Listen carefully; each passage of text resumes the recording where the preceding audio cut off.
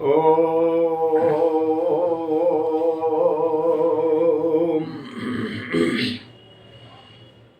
ईशावास्यमिदं सर्वं यत् किंचन जगत्यां जगत् तेन तिक्तेन भुंचिताय बुद्ध कस्य स्वेदनम। ये यजुर्वेद का वेद मंत्र है। तो देखिए, आज मैं जो आर्यवेद दर्शन मेरा चैनल है, आज मेरी उस पर चर्चा रहेगी कि जब कोई मृतक हो जाता है, कोई मनुष्य मर गया, तो उस मृत्यु शरीर का हम क्रियाक्रम कैसे करें। ये मैं आज की बात नहीं कह रहा, अनादिकाल से जो क्रियाक्रम हमारा चला, आज उस पर चर्चा रहेगी। सृष्टि को बने 1,98,08,53,125 वर्ष हो गए दुनिया बने। तो मैं कह रहा हूँ जो ये कुप्रथाएं आई हैं 2000 वर्ष 1400 वर्ष यही तो हैं, और इससे ज़्यादा का तो कोई इतिहास बिगड़ा हुआ है नहीं।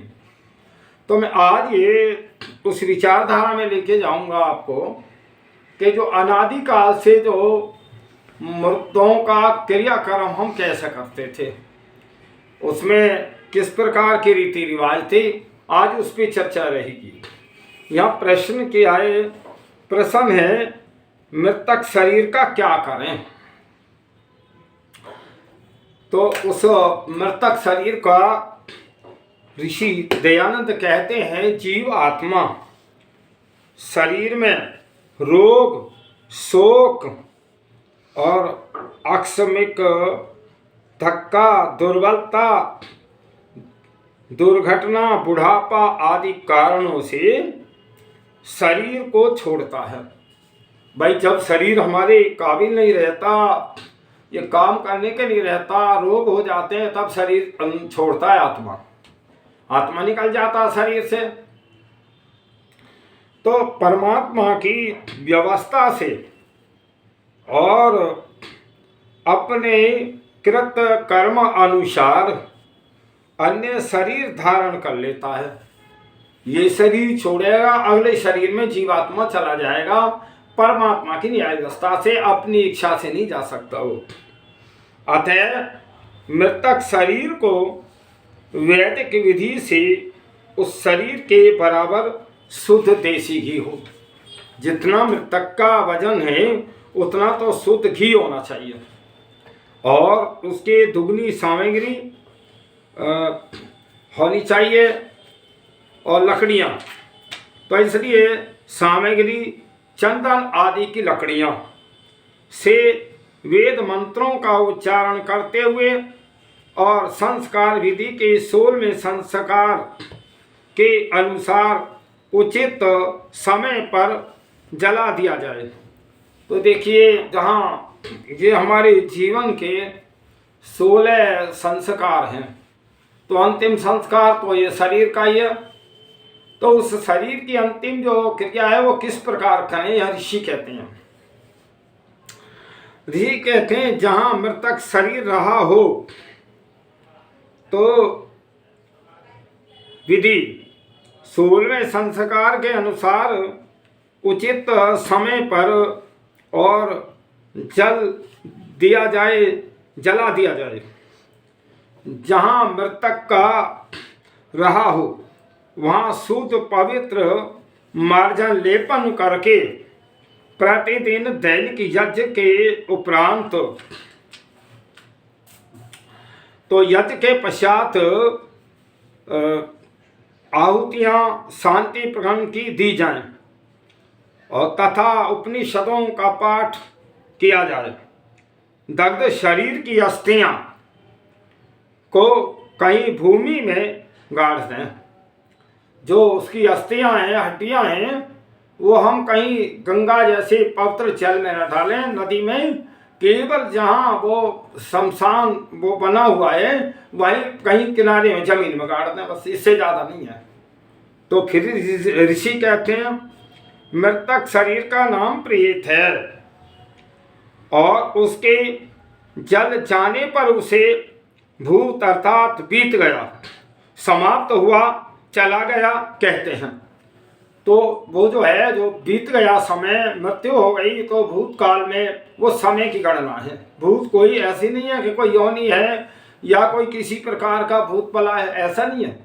तो यहाँ ऋषि कहते हैं इसके पश्चात उस गए हुए जीव आत्मा और उसके शरीर के संबंध में कुछ भी करना शेष नहीं रहता।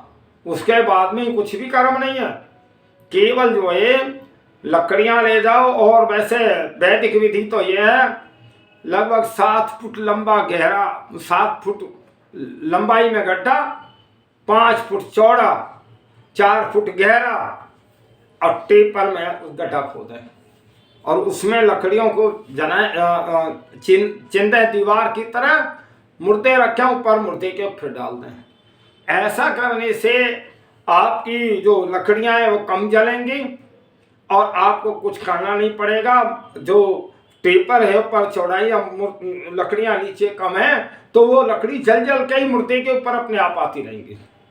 ये हमारी वैदिक विधान का वो है, वैदिक संस्कृति का है।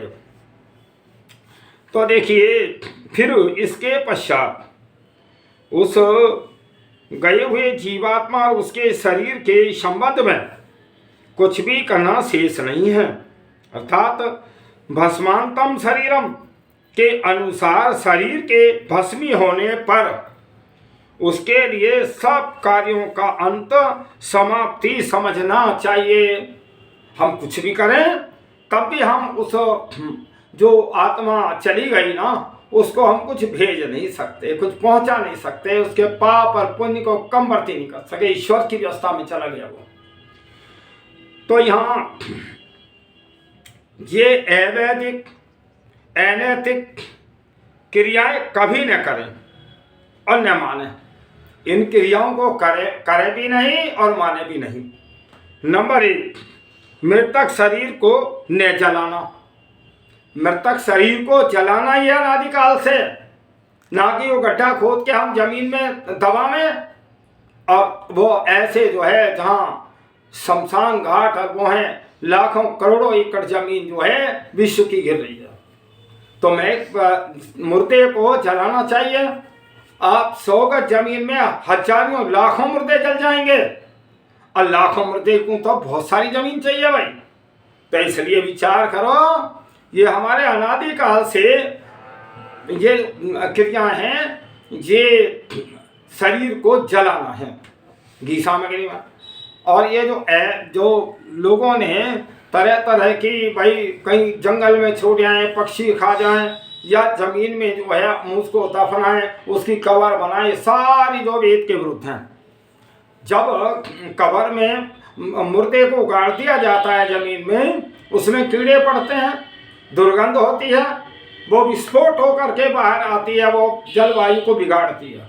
इसलिए विचार करो, ऐसा करना एक तरह धर्म कार्य नहीं है, ये पाप का कार्य है। इस पे तो जो हमारे भाई विश्व में 2 राज्यों ने तो प्रतिबंध लगा दिया कि मृत्यु के बाद उसको जलाना।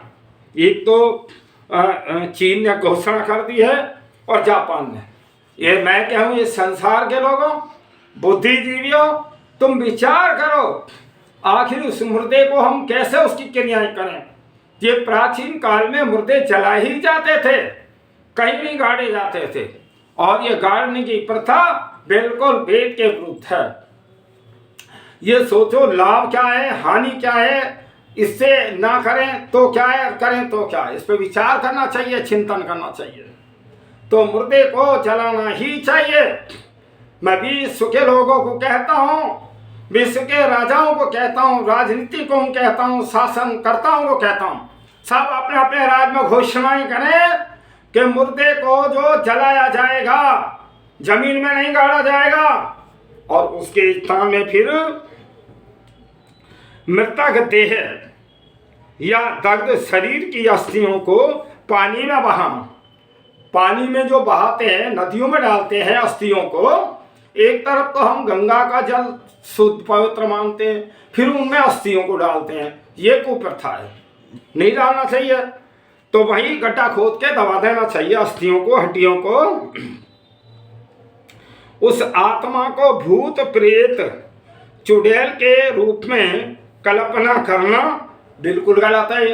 आत्मा तो शरीर छोड़ के चली गई, वो क्या चुड़ैल या कोई इस तरह आ सकती है? तो उसके लिए कनागत, श्राद्ध, पिंडदान आदि करना, 13वीं के लिए कनागत, श्राद्ध, पिंडदान आदि करना और 13वीं के रूप में दावत खिलाना, ये सारी जो वेद के विरुद्ध है। मरने के पश्चात उस आत्मा को कुछ नहीं जाता। कहता ना, जब जीवित मात पिता से तो दंगम दंगा, और जब मर गए तब पहुंचा में गंगा। ये सारे वेद के विरुद्ध बात है। अगर उनकी सेवा करनी है तो जो भी हमारे व्रत हैं और भी हैं, उनकी सेवा जीवित की हो सकती है और मुर्दे की नहीं हो सकती। अभी जो यहाँ आया था एक विचार पहले कि जितना मुर्दा है उतना घी हो और उसके दुगनी सामग्री और लकड़ियों में जलाएं। ऋषि कहते हैं अगर कोई भिखारी मर जाए गांव का और उसके पास कोई साधन नहीं है, तब भी गांव के लोग इकट्ठा करके चंदा करके इतना तो तब करके उसे भी दफनाएं। तो इसलिए क्यों ऐसा नहीं करने से हैं करते हैं, तो जब मुर्दा जलता है दुर्गंध होती है और वो दुर्गंध वायु में मिलती है और वो रोग का कारण बनती है। और जिस समय भाई जब मुर्दा जलता है तो दुर्गंध होती है, घी और सामग्री से मुर्दे की दुर्गंध का पता ही नहीं चलता। विचार करो।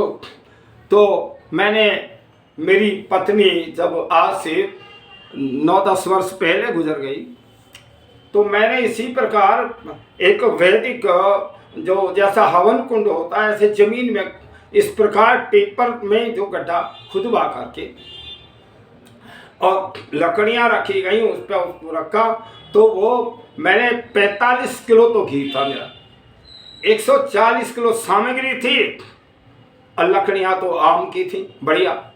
तो इस प्रकार से जब उनको जलाया, पश्चिम की हवा चल रही थी, लोग पश्चिम में खड़े थे, जब मुर्दा जल रहा था मैंने कहा आप पूरब में आ जाइए, बताओ क्या मुर्दे में दुर्गंध आ रही है। तो इसलिए देखिए कहीं हम कुप्रथा में तो बहुत बहुत दिखावे के लिए तो खर्च करते हैं, और जो हमें वास्तविक चाहिए जिससे हमें पाप लगेगा वो कर्म नहीं करते। ऐसा ना करें तो भाई वो जो जाता है वो संपत्ति भी छोड़ के जाता है, और जो उत्तरदायित्व होते हैं उनके बेटे पोते उनका दायित्व भी है। इसी प्रकार क्रियाकर्म करें, इसके विरुद्ध ना करें। जमीन में गाड़ने से तो और भी बेकार है, उसमें लाखों करोड़ों एकड़ जमीन विश्व की घिरी हुई है। आज जमीन मनुष्यों के लिए तो थोड़ी पड़ रही है, और ये जगह बहुत आबादी के नज़दीक बहुत उपकारी जगह होती हैं, जिनमें जो है घिरती जा रही हैं। ये कुप्रथा है, वेद के विरुद्ध है, ये छोड़ दें। मैं कहूँ जो करते हैं वे भी इस पर चिंतन करें और विचार करें, अच्छा लगे तो ये आप अपनी ये कुप्रथा को बदल दें। उसके लिए संबंधियों को जैसे 13वीं के दिन दावत देना, और उसके लिए संबंधियों को बर्तन वस्त्र आदि बांटना। कई बड़े दान करते हैं, वस्त्र देते हैं इस प्रकार। तो देखिए दिवगत आत्मा की तृप्ति संतुष्टि के लिए कुछ भी करना, कि भाई हम ये तृप्ति के लिए कर रहे हैं, क्या कर रहे हैं, गाय घोड़ा आदि पशुओं का दान करना। तो ये दान भी उस आत्मा को तो जा ही नहीं सकते। मरने के पश्चात भी जीव को जीवित, स्वतंत्र और चेतन अमूर्छित समझना, मतलब वो मर गया फिर उसको मतलब मूर्छित समझना, ये हमारी नासमझी है। जीवित समझना, एक शरीर में दो आत्माएं जानकर भयभीत होना। कई लोग कहते हैं शरीर में दो आत्माएं, आत्मा एक शरीर में एक ही होती है, दो कभी नहीं हो सकते, किसी के भी नहीं हुई आज तक। अगर जो लोग कहते हैं ये वेद के विरुद्ध है, ये असत्य है, फिर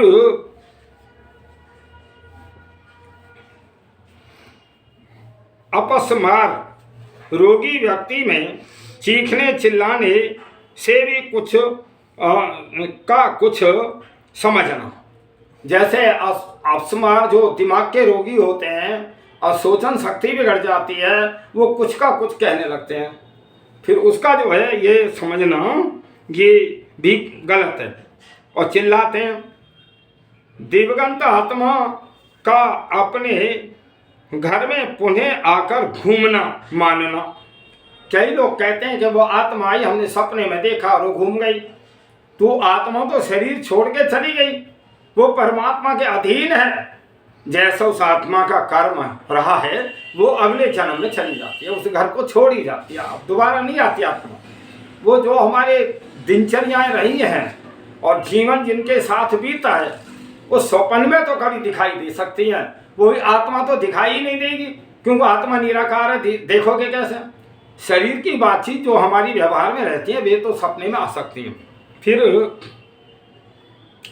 किसी मूर्छित द्वारा अन्य भाषा बोलने से कोई भूत आत्मा आया समझना कि जो क्या भाई रात में तो भूत आ गए और वो ऐसे थे वैसे थे, ये कुप्रथाएं हैं।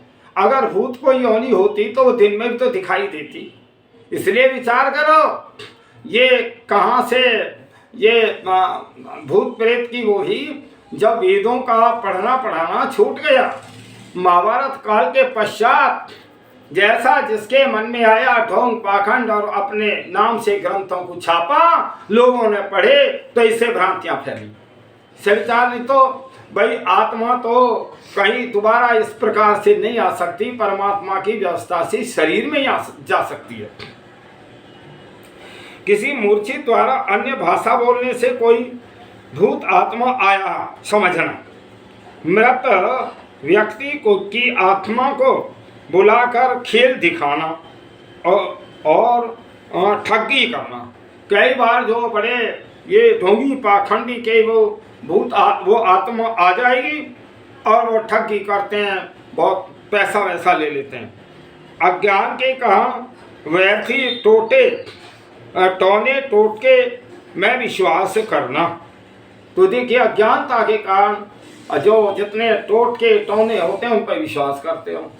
ये सब तो कभी कभी घरों में फेंके हुए पत्थर, मांस के टुकड़े आदि का आना, तो ये कोई पड़ोसी डाल सकता है, उसमें कौन सी बात है। लेकिन और कोई ना परमात्मा डाल सकता ना वो आत्मा डाल सकती, कोई पड़ोसी तो कर सकता है। तो इसलिए तंत्र मंत्र से बच्चों का होना और हुआ आना आदि मानना कि ये तंत्र मंत्र से हमारे बच्चा पैदा हुआ, तो ये सारा ढोंग पाखंड है। फिर देखिए पुत्र प्राप्ति के लिए रात में नंगी होकर चिताओं की चक्कर लगाना अथवा किसी वृक्ष पर चढ़कर अग्नि जलाना, इस प्रकार से ये करते हैं क्योंकि भाई हमारे पुत्र हो जाए, संतान हो जाए। जब परमात्मा की कृपा होती है, स्त्री पुरुष की इच्छाएं होती हैं, शक्तियां होती हैं, तब संतान होती है। फिर आता है भूत मनवाने के लिए रात में बाहर कहीं कीलें ठोकना। तो इस प्रकार ये सारे ढोंग पाखंड हैं। किसी भयंकर डरावनी आवाज को भूत जानकर डरना। कई बार तो पहले कुछ लोग भी ऐसे होते थे जो इस प्रकार की क्रियाएं वो करते थे। और तो बालक आदि की बीमारी को भूत समझकर भूत निकलवाने के लिए भूतिया के पास जाना, उससे जो गर्म चिमटे लगवाना, ये सारी अवैधिक को प्रथाएं हैं, ढोंगी पाखंडियों की हैं, ये अज्ञानियों की हैं। और भूत निकलवाने के बहाने भूतिया द्वारा औरत से बदतमीजी खूब कर रहे हैं। आज सारी पोलें खुल रही हैं सबकी। तो इसलिए विचार करो, इन ढोंगी पाखंडों से तुम्हारा जीवन नहीं चलेगा, न कल्याण होगा। और देखिए यम के दूतों द्वारा जीव को खींचकर ले जाने का बहाना। भाई यम नाम वायु का है, जब शरीर से आत्मा निकलता है तो आत्मा वायु में ही तो जाएगा, और वायु में भी परमात्मा व्यापक है। सर्वत्र व्यापक है, तो जीवात्मा शरीर छोड़ करके परमात्मा की शरण में ही तो जाएगा। विचार करो कि तुम्हें यम के दूत ले गए उसको, अरे यम नाम तो वायु का है और परमात्मा का भी नाम है, तो इसलिए उसकी शरण में जीवात्मा चला जाता है। देह को जमीन में गाड़ देना, उस पर समाधि बनाना, भाई मैं इस बारे में तो ये हिंदुओं की मान्यता बिल्कुल बेकार है। देखिए जो कहीं कब्रें बनी हुई हैं, जिन्होंने हमारे पूर्वजों के, हमारे वीरों को, बहादुरों को मारा और उसमें दफना करके उस पर कब्र बनाई, और कब्र बना करके हिंदू पूछता है मूर्ख कहीं का, अरे जिसके जब तुम्हारे जिन बड़े बूढ़ों को मार दिया, क्या वो देवी देवता जो है वो तुम पे दया करेंगे?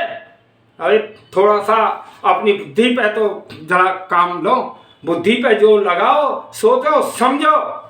तो इसलिए ये सारी अवैधिक हैं, वेद के सिद्धांत में ये बातें नहीं हैं। तो समाधि पर देह को जमीन में गाड़ देना और उस पर समाधि बनाना, फिर उसकी पूजा करना, समाधि पर फूल चढ़ाने आदि से जड़ पूजा का पाखंड होना, फिर समाधि पर फूल चढ़ाते हैं। और भी एक कुप्रथा है, और उन पर सिर टेक कर मनोतियाँ मानना भी पाखंड है। सिर वहाँ मत्था टेकते हैं, अपनी मनोतियाँ मानते हैं, अपनी इच्छाएं करते हैं, हमारे घर में ये कमी है। तो यह क्या वो जो मृत होकर चले गए उनकी जो हड्डियाँ पट्टियाँ होंगी उसमें, और ऊपर जो है ईंट पत्थरों का ढेर है, और तो क्या वो तुम्हें मिन्नत मिल जाएगी? क्या तुम्हारी इच्छाएं कैसे पूरी कर सकते हैं? वो तो स्वयं में ही जड़ है, मिट्टी है या पत्थर है। बच्चों का उन समाधि कब्रों से डरना और उन्हें डराना, तो और बच्चों को ले जाते हैं कि ये हमारी रक्षा करें, और मन्नतें मांगते हैं कि हमारा बच्चा जो बीमार ना हो, लंबी आयु हो, पढ़ने में तेज हो, मन्नतें मांगते हैं। अरे परिश्रम करो, इस संसार में परिश्रम का फल मिलता है। विचार करो तुम कहाँ जा रहे हो? तुम आर्यों की संतान हो, तुम राम की संतान हो, श्री कृष्ण की संतान हो, ऋषियों की संतान हो। तुम बहक रहे हो अज्ञानता के कारण, ये अज्ञानता के कारण ही तो तुम गुलाम हुए, और फिर तुम उसमें अपनी अवस्था को तुमने बदला ही नहीं अभी तक। तो मैं फिर बताना चाहता हूँ, देखिए, और भूमि का बहुत बड़ा भाग बेकार और खराब दूषित होना, केवल जो है ये बहुत बड़े बड़े कब्रिस्तान बना करके भूमि को घेरना। एक बार में पंडित लेखराम आर्य मुसाफिर थे और उन्होंने बहुत शुद्धि का कार्यक्रम किया। उनकी जो 100 वर्ष हुए थे, तो मैं वो अमृतसर से कादिया गया। तो जब मैं कादिया गया तो वहाँ मैंने क्या देखा, बहुत बहुत बड़ी कब्रें बनी हुई थी, मतलब सैकड़ों बीघे में, और वो बाग और सारी कब्रें थी। मगवाई वो जो उनका वहाँ कार्यालय भी था, उनसे मैंने बातचीत भी की। तो वो कह रहे थे यहाँ जो है वो मुर्दे दफनाए जाते हैं जो विदेशों में भी, विदेशों के मुर्दे भारत में दफनाए जाते हैं। देखो कैसी कुप्रथा है। और वो जो पहले दसवांश भेजते हैं ना अपनी आमदनी का, उनको यहाँ ठिकाना मिलता है। ये सोचो कितना अंधविश्वास है। मुर्दों के लाना ले जाना और उनका कितना किराया भाड़ा, कितना खर्च होता है। तो इसलिए क्या यहाँ वो स्वर्ग में चले गए? अरे स्वर्ग नरक तो तुम्हारे कर्मों से मिलेगा, विचार करो। तो इसलिए मुर्दे को जमीन में नहीं गाड़ना चाहिए और उसमें नहीं दबाना चाहिए, न कब्र बनानी चाहिए, उसको केवल जलाना चाहिए। भाई ये बहुत अच्छी विचारणी है। 2 देशों का मैं सुनता हूँ, चीन और जापान। उन्होंने अपने राज्य में घोषणा कर दी है कि हमारे राज्य में कोई भी जो है मुर्दे को जमीन में नहीं दबाया जाएगा, अग्नि में जलाया जाएगा। इसी प्रकार सारे विश्व के लोगों, प्राचीन परंपरा में आओ, अनादि काल में मुर्दे जलाए ही जाते थे, कहीं जमीन में नहीं दफनाए जाते थे। ये 1400 वर्ष से ही तो है और क्या है इसका इतिहास, इससे आगे तो है नहीं। फिर मैं बताना चाहता हूँ कि तो और भूमि का बहुत बड़ा भाग बेकार हो जाता है, गिरता चला जा रहा है। तो ये भूमि तो वैसी कम हो रही है मनुष्यों के लिए, जीवितों के लिए, और मुर्दे और जमीन घेरते जा रहे हैं। ये विचार तो करो दुनिया वालों, क्या सही है क्या गलत है। मैं कह रहा हूँ चिंतन तो वो भी करो जो इस प्रकार की प्रथाएं चला रहे हैं, कर रहे हैं, वो भी तो चिंतन करो भाई। तुम भी तो इस विश्व में रह रहे हो, तुम्हें जमीन की आवश्यकता है, अन्न की आवश्यकता है, घरों की आवश्यकता है, सब तो कहाँ बनेंगे। फिर कई समुदायों में मृत देह को काट काट कर फेंक देते हैं, जो जलवल में पक्षी वगैरह खा जाते हैं। फिर मृत व्यक्ति की मूर्ति या चित्र पर और फूलों से श्रद्धांजलि देना। ये बहुत हिंदुत्व में श्रद्धांजलि, जब कोई मर गया तो उसकी तेरहवीं करते हैं, दावत देते हैं, और वो उसका चित्र लगा करके और फूल उस पर बरसाते हैं, श्रद्धांजलि दे रहे हैं। उस व्यक्ति को कुछ नहीं जाना, उसका फोटो ही तो लगा है, और फोटो कागज का है, ये जड़ है, चेतन तो है नहीं। फूल भी जड़ है, फोटो भी जड़ है, जड़ पे जड़ को आप दे रहे हैं, और क्या, इससे भी कोई लाभ नहीं है। फिर आता है उसकी याद में कई कई दिन तक रोते पिटते रहते हैं, तो इसलिए रोने पीटने से तो वो आत्मा आती नहीं है। तो इसलिए हमें समझना चाहिए उसके मोह ममता दुख के कारण भोजन भी न करना। हम भूखे रहे हैं, हम खुद बीमार हो जाएंगे, हमें इस दुनिया में काम करना है, तो ये सब समझना चाहिए। फिर पत्नी पर झूठा इल्जाम लगाना, दोष लगाना कि इसी चुड़ैल ने अपने पति को खा लिया है, ऐसे ऐसे दोष उसकी पत्नी पर लगाना। कोई पत्नी चाहेगी क्या अपने पति को मारना? ये सारी बेहूदी बातें हैं। और तो इसने अपने पति को खा लिया, इसी के कारण सास ससुर को मृत्यु हुई, फिर वो मर जाते हैं चिंता में बेटे के में। तो इसलिए ये सारी को प्रथाएं विचार करो। तो देखिए फिर पत्नी का आत्महत्या करना, या पति के साथ सती होना, या उसे राजस्थान की रूप कुमार के समान जलाकर मारना। देखिए एक अभी घटना, पहले तो ये सारी कुप्रथाएं थी, जब ये तो ऋषि ध्यान आर्यों ने प्रचार कर करके लोगों को समझाया। पहले ये प्रथा थी भारतवर्ष में, अगर किसी का पति मर गया तो उसको जो है उसकी पत्नी को जिंदा ही उसमें जला दिया जाता था, लाश के उसी के साथ। तो जिस समय जब उसको उसमें जलाते थे और उसको विवश करते उसमें कूदने के लिए पति के साथ, तो उस समय ढोल मजीरा मृदंग बहुत तेज बजा करके उस बेचारी की चीख और उसकी जो आह और उसका जो परेशानी को आवाज में सुनने कोई नहीं पाता था। ऐसी कुप्रथाएं थी ये भारतवर्ष के अंदर। ये प्रथाएं अगर कैसे बंद हुई है, ऋषि दयानंद की कृपा है, आर्यों के प्रचार की बात है। तो इसलिए विचार करो, ऐसी ऐसी कुप्रथाएं पहले थी, और हम तभी तो पराधीन थे, तभी हम गुलाम थे। और इसी तरह और भाई फिर आया है कि एक राजस्थान की रूप कुमार थी, बहुत आर्य लोग गए थे, वो सती हुई। लेकिन सती वो प्रथा पहले से वो तैयार रखी थी। आर्य तो विरोधी हैं, आर्य कोई शामिल थोड़ी होते हैं, लेकिन उसका विरोध करने के लिए गई।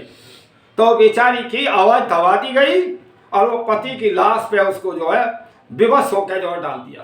तो इसलिए फिर जवान विधवा का पुनर्विवाह न करना। अगर कोई जवान है, इच्छा है, तो वो पुनर्विवाह दूसरा विवाह कर सकती है, विधवा औरत भी। और ऋषियों ने यहाँ तक रास्ता खोला है कि अगर वो पति भी मर जाए, वो भी मर जाए, 10वीं मर जाए, 10वीं कर सकती है, लेकिन एक समय में एक ही रहेगा भाई। और किसी की पत्नियां मर जाए, पक्षपात हो जाता है, बीमारियां, तो वो दूसरी कर सकता है, तीसरी कर सकता है, चौथी कर सकता है, लेकिन एक समय में रहेंगे एक ही। ये हमारी वैदिक सिद्धांत था। और आज हमने इस पे सब पे उल्टा मार्ग पे चल गए, इसीलिए तुम आज कष्ट भोग रहे हो। ये आर्यों की संतानो, आर्य बनो, आर्यों के विचार मानो, तुम शांति में रहोगे सारे संसार के अंदर। तो देखिए फिर मृतक के हाथ में घी का दीपक रखना या उसके हाथ में रखकर दान देना लेना। तो दान करवाते थे और मृतक के हाथ पे दीवा रख के, ये सारी, अरे वो तो मिट्टी रह गया, वो तो जड़ है, वो जड़ का वो ढांचा ही तो रह गया, आत्मा तो निकल गया। विचार करो। और किसी ग्रंथ के मंत्र को उसके कान में पढ़ना, तो उसके मरे हुए के कान में वेद मंत्र पढ़ रहे हैं, कैसे भाई वो सुन रहा है क्या? ये कुप्रथाएं हैं, वेद के विरुद्ध हैं।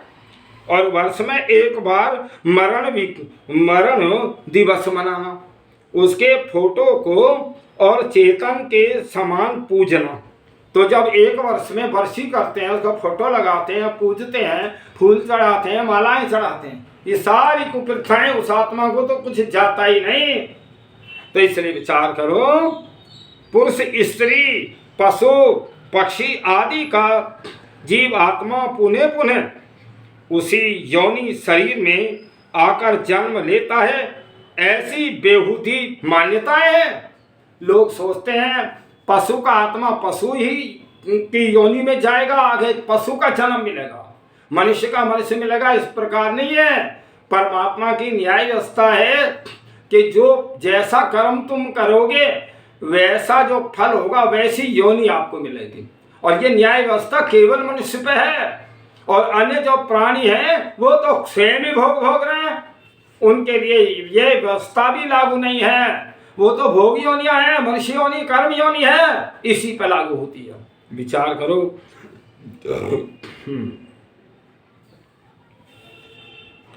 तो स्त्री पुरुष पशु पक्षी की जीवात्मा पुनः उसी योनि में आना, शरीर में आकर जन्म लेता है, ऐसी बेहुदी मान्यताएं हैं ये। कुछ पोप मुल्लाओं द्वारा स्वर्ग की टिकटें देकर सीटें बुक आरक्षित कराना आदि आदि। कुछ मुल्ला मौलवी के इतना पैसा हमें दे दो, हम जो है स्वर्ग की टिकट इसको जो है वो करा देंगे। क्या जो चला गया कहाँ गया, कैसे जन्म में, क्या उसका टिकट जारी हो सकता है स्वर्ग का? विचार करो। ये सारी कुप्रथाएं हैं, ये केवल अज्ञानी लोगों को ठगने की है और कुछ ना। फिर देखिए मृत्यु से भय कष्ट क्यों होता है? अब आप मृत्यु से क्यों डरते हैं, इस पर विचार आता है। ये हमें डर क्यों लग रहा है मृत्यु से? मृत्यु आनी है, शरीर छूटना है, फिर क्यों डर रहे हो भाई? योग दर्शन में मृत्यु को कलेश कहा गया है, और कलेशयति और पीड़यति कलेश है। जो कलेश पीड़ा दे वह कलेश है। तो इसलिए मृत्यु से म्रियमाण और उसके सगे संबंधी लोगों को भी कष्ट हो सकता है। तो इस कष्ट के 4 कारण हैं। यह हमें मृत्यु से कष्ट क्यों हो रहा है, दुख क्यों हो रहा है? कहीं हमारी अज्ञानता है। तो ये 4 कारण हैं जो ऋषि लोग कहते हैं कि नंबर 1 अज्ञानता। जब मृत्यु है ही निश्चित तो फिर तुम रोना धोना क्यों कर रहे हो? नंबर 2 ममता मोह। जो हमने ये सारा आडंबर इकट्ठा किया है ना, जो मकान कोठी गाड़ी जमीन जायदादें इकट्ठे की है, इसमें हमारा मोह है। अब ये सोच रहे हैं कि ये छूटेगा तू जाएगा तो ये एक कारण तुक्का ये है। नंबर 3 स्वार्थ हानि। कहीं हमारे मेरा काम नहीं बनना, स्वार्थ की हानि हो रही है और मैं दुनिया से जा रहा हूँ, एक दुख ये है। और नंबर 4 है शेष दुख भोग है, दुख भोग है। पहला अज्ञान है कि मृत्यु के वास्तविक स्वरूप को न समझना। परिणाम की दृष्टि से मृत्यु दुखप्रद न होकर सुखप्रद है और जीवन और मृत्यु की हम इन रूपों में समझें तो देखिए, एक तरह मृत्यु जो है एक सुख भी है। जब ये शरीर काम का ही नहीं रहता, काम करने लायक नहीं है और ये हमें कष्ट दे रहा है तो मृत्यु अच्छी, मृत्यु से सुख तो मिलेगा। तो देखिए यहाँ नंबर 1, दिन और रात की भांति क्रम से काम और विश्राम। जैसे रात दिन है और हम काम करते हैं, विश्राम करते हैं, ऐसे ही जो है जीवात्मा मृत्यु में विश्राम कर रहा है, नहीं तो ये ऐसे ही चलता है। नंबर 2, जैसे पुराने ढांचे को पुनः नवीन ताज़ा करने के लिए, जैसे कोई पुरानी गाड़ी हो गई तो उसे नई गाड़ी मिल जाए तो अच्छा है ना, तो इसलिए जो शरीर बेकार होगा नया मिल जाएगा, मृत्यु यही तो है। नंबर 3, और लक्ष्य पर पहुंचने हेतु एक गाड़ी से दूसरा बदलना। जो हमारा हालांकि लक्ष्य तो हमारा मुक्ति प्राप्त करना है इस आत्मा का, और ये गाड़ी खराब होगी भाई दूसरी परमात्मा दे रहा, फिर अपना चलते रहो, फिर चलते रहो, फिर चलते रहो, एक ना एक दिन तुम्हारा लक्ष्य रहेगा इस आत्मा का, तो मुक्ति भी प्राप्त हो जाएगी और जन्म मरण के बंधन से छूट जाओगे। नंबर 4, पुराने जर्जर और टूट गए मकान का नवीनीकरण होना। जैसे पुराना मकान टूट जाता है, खराब हो जाता है, नया मकान बनता है, यही तो है और क्या है। जब ये शरीर टूट फूट के जर्जर हो गया, तुम्हें नया मकान परमात्मा देगा। क्यों इसका दुख मान रहे हो, खुशी मनाओ। तो फिर और वस्तु के पुराने संस्करण से नवीन संस्करण का होना। बुढ़ापे में हाथ पैर हिलाना भी कठिन हो जाता है, किंतु नया शरीर पाकर बचपन में हाथ पैर ठहराना कठिन हो जाता है। अतः परिणाम की और दृष्टि से मृत्यु दुख का कारण नहीं है, अपितु सुखप्रद और स्वीकार्य और होनी चाहिए। हमें तो सुखप्रद होना चाहिए, दुखों से छूट गई, ये तो परमात्मा ने बहुत अच्छा बनाया है। अगर हम मृत्यु ना होती तो ऐसी रात दिन कभी विश्राम ही नहीं मिलता इस आत्मा को। तो इससे जब नया रूप में आता है, नया शरीर मिलता है, तो ये आत्मा कितना परेशान होता है। आपने देखा होगा बच्चे को, तो बच्चा कभी जो है हंसता है, कभी रोता है। रो क्यों रहा बच्चा? जब जन्म लेता है वो क्यों रोया? बच्चा इसलिए रोया कि मैंने पहले गला सड़ा शरीर छोड़ के आया और फिर इसी झंझट में पड़ गया, तो रो रहा है फिर वो। और भाई कई बार बच्चा हंसता भी है, तो उसके मन में जब विचार ये आता है कि भी जो तेरा गला सड़ा शरीर छूट गया, दुख दूर हो गए, नया शरीर मिला, प्रश्न हंस रहा है। इसलिए विचार करो मृत्यु है क्या, किसी पे मैं चर्चाएं कर रहा हूं। तो बचपन में हाँ, अतः परिणाम की दृष्टि से मृत्यु दुख का कारण नहीं है, मृत्यु दुख का कारण नहीं है, अपितु सुखप्रद और स्वीकार्य होनी चाहिए। इस वास्तविकता का अनुभव न होने या अज्ञान के कारण ही मनुष्य मृत्यु से दुख अनुभव करता है, भय खाता है। देखिए, हम मृत्यु दुख का दूसरा कारण क्या है, तो यहाँ ममता और मोह, इस संबंध में वेद मंत्र का ये है।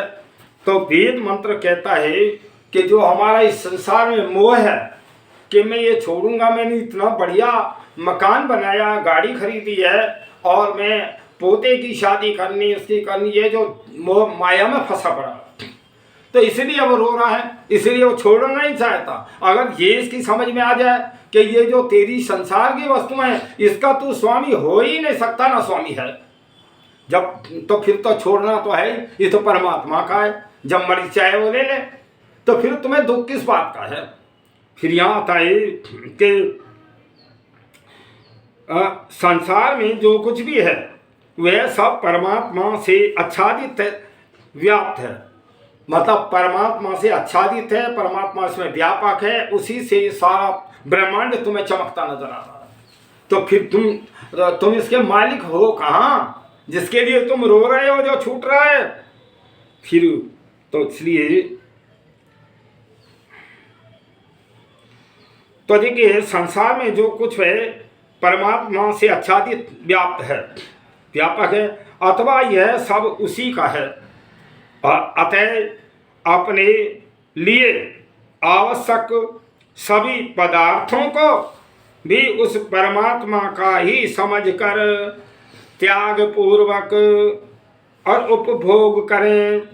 वास्तव में सभी वस्तु धनों का स्वामी परमात्मा है। इतना सा एक शब्द भी दुनिया के लोगों के समझ में आ जाए, सारी लड़ाइयां बंद हो जाएंगी। इन शस्त्रों की जरूरत ही नहीं है। तुम ये सोचो, अपनी चीज को अपना खाओ, सब सारा संसार परमात्मा का है। जब मनुष्य की दृष्टि भावना त्याग पूर्वक उपभोग की नहीं रहती है, तब वह सब वस्तुओं को केवल अपनी समझने लगता है। ये अज्ञानता है कि जो अपनी समझ रहे हो, तुम्हारी है ही नहीं है। फिर उस स्थिति में मृत्यु के समय उन सब को छोड़ने में उसमें ममता है, प्रेम है, के कारण उसे और भारी कष्ट होता है। वो इसलिए रोता हुआ जा रहा है कि मैं ये छोड़ रहा हूँ, मैंने सारी संसार ये करें, पदार्थ इकट्ठे करें, मैंने बेईमानी भी करी है, चोरी करी है, डकैती करी है, आज ये छूट रहे हैं, इसलिए रो रहा है। तो फिर घर, पुत्र, कलत्र, धन दौलत, सगे संबंधी, मित्र, बांधव आदि सब मेरे अपने और मेरे से छूट रहे हैं। उनको याद कर कर के रो रहा है, ये घर छूटेगा, मेरे पुत्र रह जाएंगे और पत्नियां रह जाएगी, इस तरह रो रहा है। और क्या है, तो इसलिए क्या हुआ, फिर ये संसार मोह हुआ, तो इसमें उन पर मेरा अधिकार नहीं रह पा रहा है। और जिस मालिक से ने यह सब उसे दिया था, परंतु अब वह केवल अपनी समझकर उसे लौटाना नहीं चाहता। अरे परमात्मा ने तुम्हें शरीर दिया, वो ले रहा है, इतना ही तो है, हालांकि वो लेता नहीं है। मृत्यु भी तुम अपने कारणों से जल्दी बुलाते हो। तो फिर ये सब कुछ समय उपयोग प्रयोग हेतु उसे दी थी, परंतु मोह ममता के कारण और उनमें उसे और आसक्ति बंधन हो गया। ठीक है ना। यह मानव शरीर भी उसे कृत भोग साधन के लिए ही तो मिला था। ये मानव शरीर यही मिला। इस अपने और अन्य संबंधी शरीरों में भी उसे और भारी राग भी हो गया और उन्हें अब मालिक वापस ले रहा है। यही तो हुआ, मालिक ले रहा है शरीर को। तुम्हें आत्मा को शरीर तो भाई ने दिया, ले रहा है, तो उसे प्रसन्नता के स्थान पर भारी दुख विलाप हो रहा है और क्षोभ हो रहा है। यही आगे चलकर जन्म मरण और बंधन के कारण बनते हैं। ये हमारे कारण हैं जन्म बंधन के आगे भी। और यह दुख केवल ममता अधिकार विनाश के कारण है, वास्तव में सत्य नहीं है। उदाहरण के लिए कोई भी कैदी, जैसे कोई कैदी जो जेल के अंदर होता है, मिली वस्तुओं का और जेल में और छूटते समय अपनी समझकर साथ ले जाएगा। क्या इसी प्रकार कोई अस्पताल में रोगी वहाँ के बिस्तर आदि को अपने घर ले आएगा? यही अवस्था संसार जेल की भी है। संसारी कैदी भी संसार में और मिली वस्तुओं को और मरते समय साथ नहीं ले जा सकता। यही बात जीवन और मृत्यु की है। तो मैं अभी 2 उदाहरण दिए हैं। अस्पताल में जो है, जो डॉक्टरों से दवाई लेते हैं, क्या वहाँ के उनके यंत्रों को लेके आते हैं? जेल के अंदर जो जेल खाने में रहता है कैदी, जब जेल से छूटता है, क्या वो जेल का सामान लेके आता है? ये संसार के लोगों, ये संसार जेल खाना है, ये कर्म क्षेत्र है और कर्मों का फल हम लेके आए, कर्मों का ही लेके जाएंगे। इस व्यवस्था को समझो। जब तुम समझ लोगे तो मृत्यु से बिल्कुल भी तुम्हें दुख नहीं होगा। तो मैंने आज का जो विषय रखा वो जो मृत्यु से दुख होता है और मृत्यु के पश्चात उस शरीर की बॉडी का कैसे क्रियाक्रम करना चाहिए, उसमें मैंने विचार रखा है। उसको अग्नि में जलाओ, घी सामग्री डालो तो वातावरण शुद्ध रहेगा, न जमीन गिरेगी, न कोई किसी बात का। तो इसलिए लेकिन हम अपनी धर्म अलग मान करके, अरे ये सब धर्म नहीं है, ये संगठन है, ढोंग पाखंड है। धर्म है तो केवल वैदिक धर्म है जो ईश्वरीय ज्ञान है और हमारे अनादिकाल से ऋषि मुनियों ने उसको जाना और उस पर जो चलते आए वो धर्म है। उसको हम फिर अगर अपना में संसार के लोग, वास्तव में बिल्कुल शांति मिलेगी आपको और आप मुक्ति में जाएंगे। यही जीवन का मैंने आज रहस्य बताया, मृत्यु का रहस्य बताया। मैं इतना ही कहकर कि सभी से जो मेरी वीडियो को सुने वो कई बार सुना करें, कई बार ध्यान से सुना करें। ये शास्त्रों की बातें, वेदों की बातें, ये जो है ऋषि मुनियों की बातें, साधना की बातें, ये ऐसे आराम से समझ में आने वाली नहीं है। तो इनको खूब समझा करें और पढ़ा करें और एक दूसरे को सबको बताया करें। और जितने अपने मित्र गण हैं सब में जो है मेरी वीडियो को ये प्रचारित कर दिया करें। इतना ही कह करके ओम शांति।